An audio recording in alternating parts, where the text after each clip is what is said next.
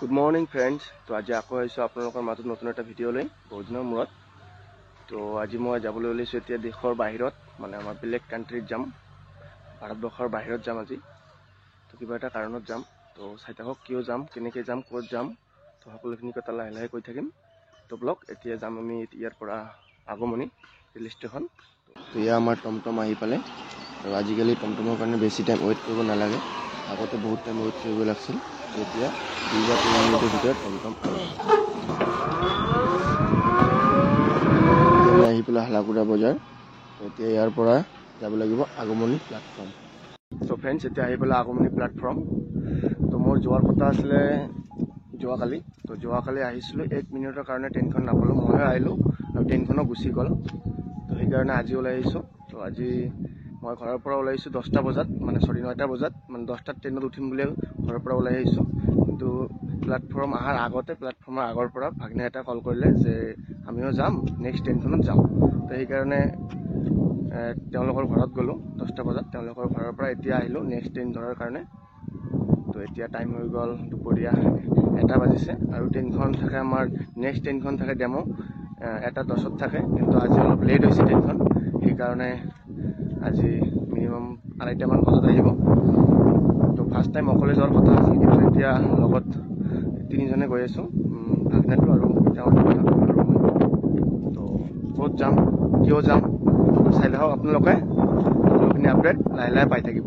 তাৰপিছত আহি পেলাই ট্ৰেইনখন, আৰু টাইমতকৈ আজি বহুত লেটকৈ আহিলে, কাৰণ দুপৰীয়া 1:10 ট্ৰেইনখনৰ অৰিজিনেল টাইম, কিন্তু আজি আহি পালে 3টা বজাত, 2 ঘণ্টা লেট। আৰু আগমনী ষ্টেচনত মানুহ চানুহ নাই, আমি 3জন আৰু বেলেগ 2জন, অকল মুঠ মানুহ 5জন। এতিয়া ইয়াৰ পৰা আমি উঠি শিলিগুৰিলৈ যাম।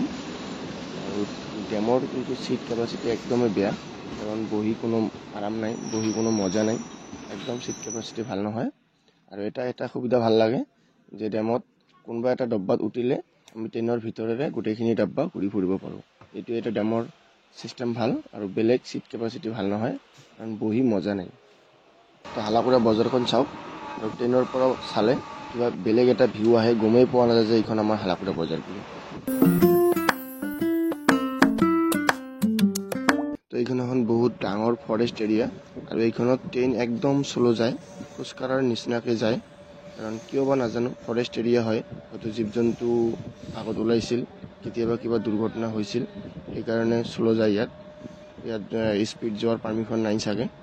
তো এইখনে কিন্তু বহুত ডাঙৰ ফৰেষ্ট এৰিয়া, মিনিমাম 20-30 কিলোমিটাৰ হ'ব, এনেকৈয়ে যাব লাগিব জংঘলৰ মাজেদি। তো আমি আহি পাই গ'লোঁ মাগৰাকাটা, কিন্তু ইয়াতে কোচিং পৰিছে, বহুত টাইমৰ পৰা ইয়াতে ৰখি আছোঁ, মিনিমাম 45 মিনিটমান হৈয়ে গ'ল, আৰু কিমান টাইম থাকিব লাগিব নাজানো, কাৰণ এইখন ডেমো। ই সকলোকে ছাইড দি গৈ আছে লাহে লাহে, কাৰণ ইয়াক কোনেও ছাইড নিদিয়ে, ই সকলোকে ছাইড দিব লাগে। তো যাওঁতে বা কিমান সময় লাগে নাজানো। আৰু উঠিছোঁ আমি দুপৰীয়া 2:45 উঠিছোঁ। তো চাওঁ কেইটামান বাজে শিলিগুৰি যাওঁতে। তো ফ্ৰেণ্ডছ ফাইনেলি পাই গ'লোঁ শিলিগুৰি। তো এতিয়া টাইম হৈ গ'ল 9টা, আৰু আমি ট্ৰেইনত উঠিছিলোঁ দুপৰীয়া 2:30মান বজাত, মানে 2:45।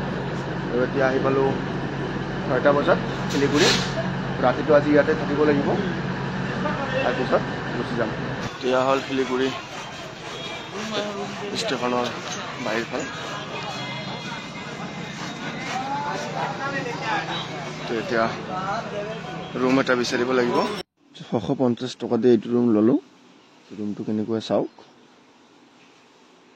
650 টকাৰ ৰুম। একদম ষ্টেচনৰ সন্মুখতে আছোঁ, এইটো হোটেলত পূৰা খোৱা দোৱা কৰি আহিলোঁ। এতিয়া ৰুমত যাম।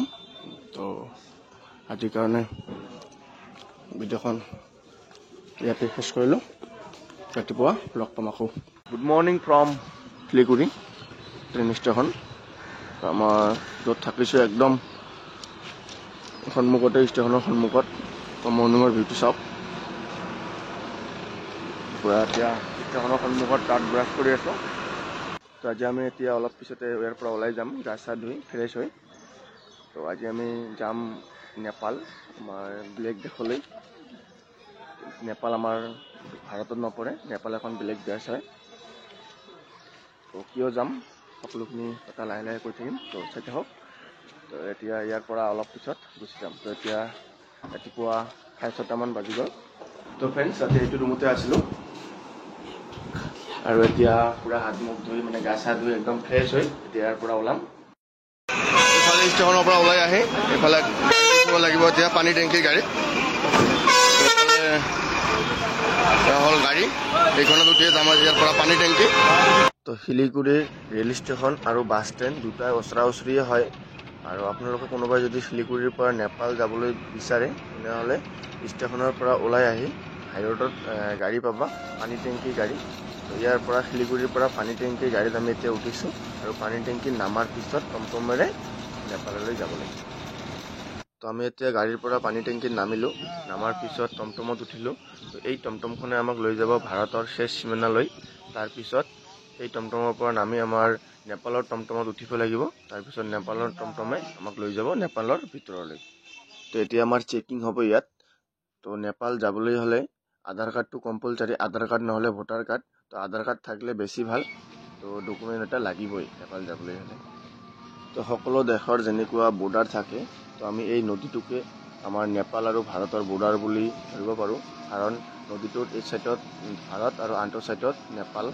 তো এই ব্ৰিজখনৰ এটা ছাইডত ভাৰতৰ সৈন্যবাহিনী থাকে আৰু আনটো ছাইডত নেপালৰ সৈন্যবাহিনী।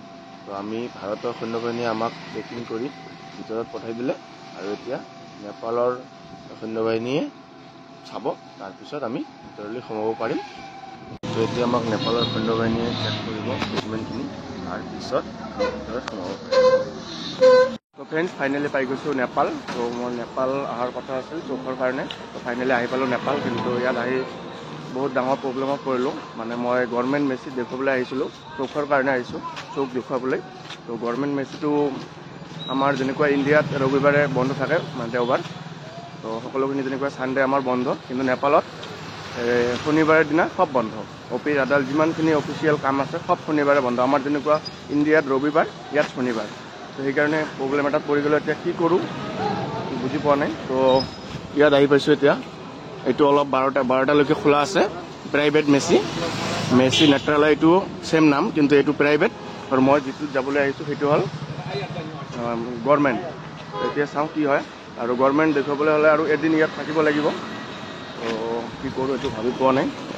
চাগে ইয়াতে দেখাব লাগিব, কাৰণ এদিন ইয়াতে ৰ'লেতো খোৱা দোৱাৰ বহুত বেছি, ৰুমো বেছি দাম।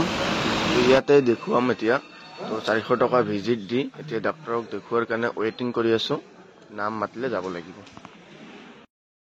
তো ফ্ৰেণ্ডছ, ডক্তৰক দেখুৱালোঁ, কিন্তু কোনো কাম নহ'ল। যিটো কাৰণত আহিছিলোঁ কোনো একো কাম নহ'ল। আৰু যদি আপোনালোকে কোনোবাই নেপাল আহিব বুলি ভাবিছে বা কেতিয়াবা ভাবে, চকুৰ অলপ প্ৰব্লেম হ'লে কেতিয়াও নাহিব। কাৰণ চকুৰ অলপ প্ৰব্লেমত নেপাল আহি কোনো লাভ নাই।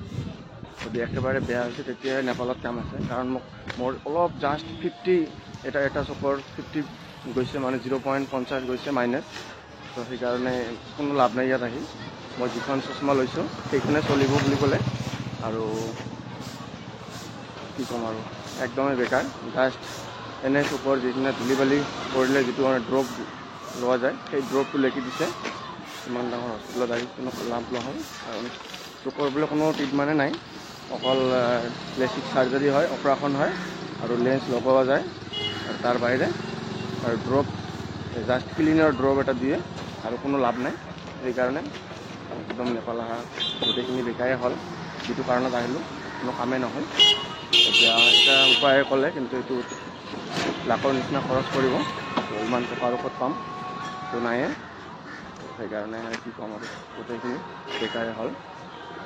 এতিয়া হ'ল নেপাল হস্পিটেল, কিন্তু এইটো প্ৰাইভেট মেচিন। কি ক'ম আৰু বেয়া লগা কথা। ড্ৰিমটোৱেই নষ্ট হৈ গ'ল। ইমান দিনৰ ভাৱনা কষ্ট চব দেখাই গ'ল। কি ক'ম আৰু এতিয়া। তো বাই বাই নেপাল। আৰু আপোনালোকে ভাবিব পাৰে যদি অলপ প্ৰব্লেম তেনেহ'লে ইমান দূৰ যাব লাগে কিয় নেপাল। আৰু একচুৱেলি মোৰ SSC GDৰ মেডিকেলৰ কাৰণে অহা। ভাবিছিলোঁ তাত গ'লে কিজানি ভাল হৈ যায়, সেইকাৰণে হ'ল। যোৱাবাৰ আনফিনিছোঁ সেইকাৰণে, আৰু এইবাৰো মেডিকেল আছে সেইকাৰণে আহা। যিয়ে নহওক ভিডিঅ'খন ইয়াতে চেছ কৰিলোঁ। Bye bye. মন চন ভাল নহয় আৰু ভিডিঅ' চিডিঅ'ত নকৰিম।